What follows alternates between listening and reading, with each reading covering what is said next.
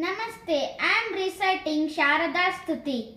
Namaste Sharada Devi, Kashmira Puravasini, Tvamaham Prarthaye Nityam, Vidya Buddhim Cha Dehi Me. Ya Shraddha Dharana Medha, Vagdevi Vidivallabha, Bhakta Jivhagra Sadana, Samadhi Gunadayini.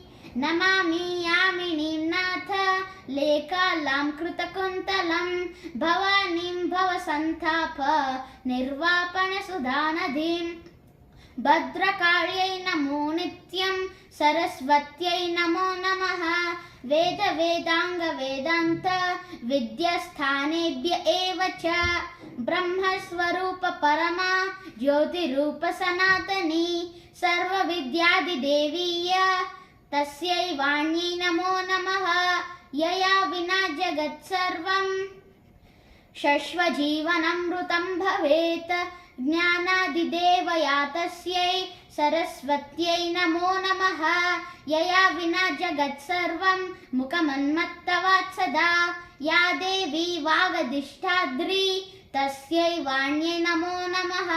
Thank you.